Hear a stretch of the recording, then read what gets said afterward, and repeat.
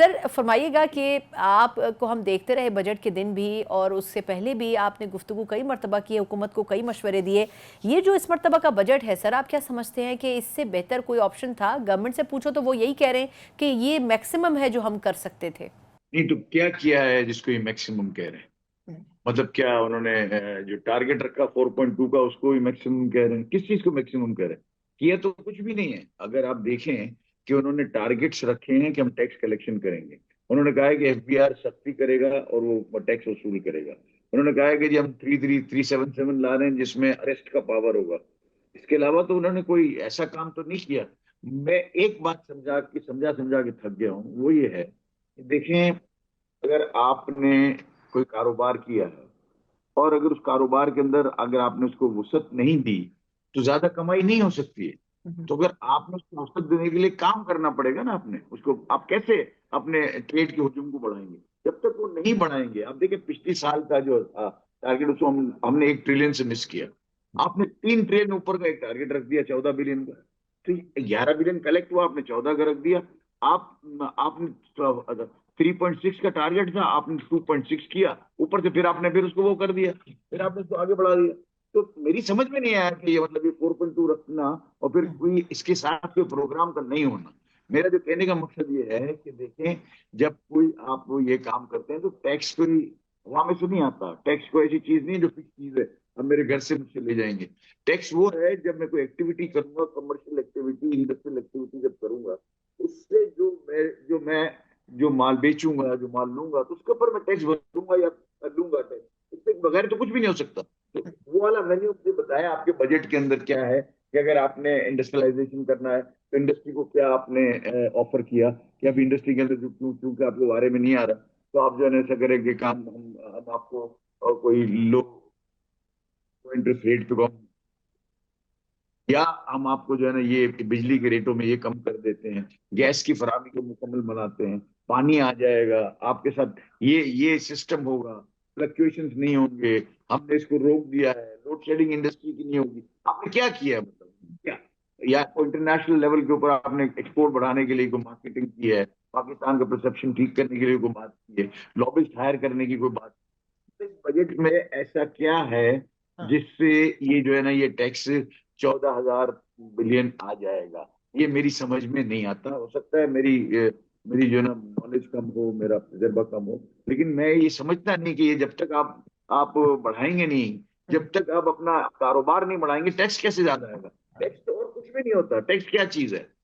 Tax is nothing but by product. क्या कहते हैं? By product of the vibrant economy and wheel of the industry. इसके अलावा कुछ भी नहीं है। अगर आप व्हील ऑफ इंडस्ट्री भी नहीं चलाएंगे, उसको फास्ट मूव करने के लिए कोई टेक्निक नहीं करेंगे, अगर आप वाइब्रेंसी ट्रेड के अंदर नहीं लाएंगे, आप कुछ ऐसे इकदाम नहीं करेंगे जिससे लोगों को कॉन्फिडेंस बाहर हो, बल्कि आपने ये कहा कि जो आके अरेस्ट कर सकते हैं, और कोई भी ऑफिसर आके आपको अरेस्ट कर, इससे तो माहौल मतलब कॉन्फिडेंस बिल्डिंग का टाइम था। आपने 3,000 ज्यादा इकट्ठा करना है, तो क्या आप समझते हैं कि सारे लोग तो टैक्स दे ही नहीं रहे और हम 3,000 और बढ़ा के ले लेंगे? ये तो ये सोच नहीं है। और ये अगर इस तरह सोचते हैं तो आई एम सॉरी कि ये तो जो है ना, मेरा नहीं ख्याल है कि टैक्स कलेक्ट होगा या कारोबार होगा, बल्कि ये होगा कि लोग जो है ना वो परेशान हो जाएंगे। सर मुझे ये कहिएगा, आपने दो चीज़ें बड़ी इंपॉर्टेंट हैं। आपने ग्रोथ रेट का इशारा किया, ये सवाल तो हम भी करते रहे कि 2.7 पे आपका नंबर था पिछले साल इकोनॉमिक सर्वे की जो रिपोर्ट आई, 3.6 आपने इसको सेट किया था। तो अब 4.2 पे भी लोग कह रहे हैं कि 4.2 पाकिस्तान की इकोनॉमी वैसे भी बर्दाश्त नहीं कर सकती है ग्रोथ रेट, तो वो सेट करना भी एक बेवकूफ़ी थी। फिर आप ये जो बात कर रहे हैं सर टैक्स कलेक्शन की, मेरा सवाल ये है कि आखिर एफबीआर ऐसे टारगेट सेट क्यों करता है जो वो अचीव नहीं कर पाता? मतलब पिछले साल भी इन्होंने पेट्रोलियम लेवी से, स्टेट बैंक के अपने जो रिजर्व से, उनसे अपनी एक जो सर्टन अमाउंट था पाकिस्तान की इकोनॉमी का उसको बैलेंस करने की कोशिश की। अदरवाइज खुद पाकिस्तान के तो इतनी इनकम नहीं थी, मतलब हमारे पास तो पैसा ही नहीं था। फॉरेन रेमिटेंसेस को भी हमने इस तरह शो किया कि जैसे ये हमारे क्रेडिट के ऊपर है, लेकिन ये सारी चीज़ें देर पा तो नहीं थी। आपके ख्याल में जब ये बनाया जाता है बजट, तो रियलिटी बेस्ड फिगर्स को, रियलिटी बेस्ड सिचुएशन को क्यों नहीं मद्देनजर रखा जाता? मुझे नहीं पता, लेकिन मैं समझता हूँ कि औरंगजेब साहब को मैं जानता हूँ उन्हें, और वो हबीब बैंक के प्रेसिडेंट भी रहे, कॉर्पोरेट सेक्टर का बहुत अच्छा उनका तजर्बा है, बड़े इंटेलेक्चुअल आदमी है। लेकिन मेरा अपना ख्याल ये है कि he had to give up to IMF, क्योंकि हमारी आईएमएफ की कंडीशनलिटीज हैं। वो मुझे ऐसा लगता है personally, maybe I am completely wrong, लेकिन मुझे ऐसा लगता है कि they want to convert this country into an import oriented economy rather than export growth rated growth economy. इसके बगैर वो आप चाहते हैं कि एक्सपोर्ट ग्रोथ ना हो, इंपोर्ट ग्रोथ हो। इसीलिए इस बजट के अंदर आप देखें कि जो 20% के स्लैब को खत्म कर दिया गया और 15% के स्लैब को लाया गया। तो ये it it tells you the direction. फिर आपने गैस के रेटों पर उन्होंने जो कहा कि नहीं ये तो हो ही नहीं सकता, गैस को बंद कर दें कैप्टिव को। अगर आप बंद कर देंगे तो बड़ी इंडस्ट्रियां बंद हो जाएंगी, ये इनको पता है।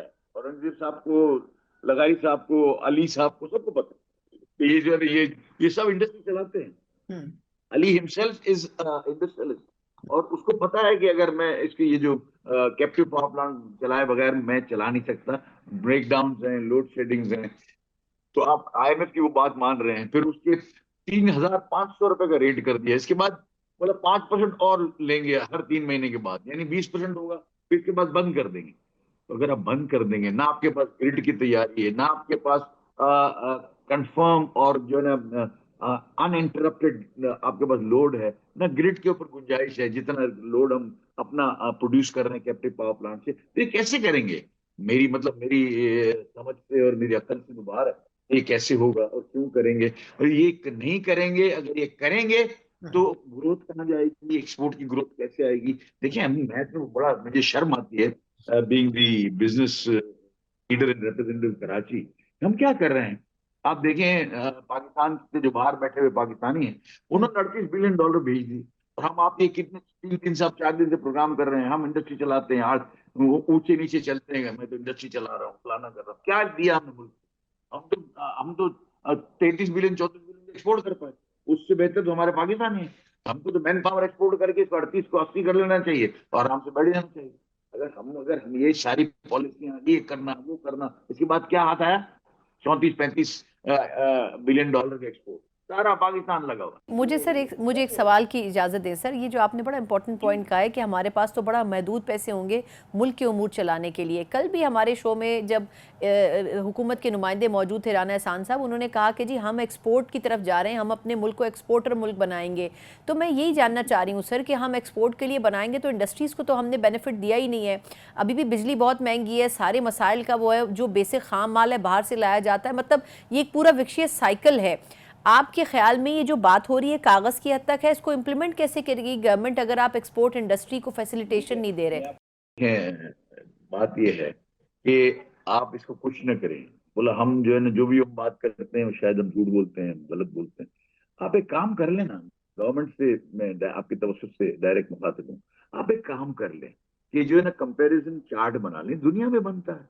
हमारे कॉम्पिटिटर्स कौन है? सबसे बड़ा कॉम्पिटिटर बांग्लादेश है, इंडिया है, श्रीलंका है, वियतनाम है, थाईलैंड है और चाइना है। आप इनके यहाँ जो कॉस्ट है, अब जैसे अगर आप टेक्सटाइल की बात करते हैं तो टेक्सटाइल की कन्वर्जन कॉस्ट क्या है? वहाँ वहाँ पर टन स्टीम कितने की पड़ती है, वहाँ गैस का क्या दाम है, इसके बाद वहाँ इलेक्ट्रिसिटी का क्या दाम है, वहाँ पानी का क्या दाम है, वहाँ के ड्यूटी स्ट्रक्चर्स क्या हैं, उनको एक्सपोर्ट के ऊपर वो क्या क्या इंसेंटिव उनको देते हैं। एक चार्ट पाकिस्तान आप कंपैरिजन चार्ट बना लें, फिर जो कंपैरिजन चार्ट में आए वो आप हमें दे दें, हम आपको डबल कर दें। फिर तो उसके बाद मेरा ख्याल ये है कि बहुत सारी चीज़ें ऐसी हैं जो कि उस पर बहस ही नहीं हो सकती है।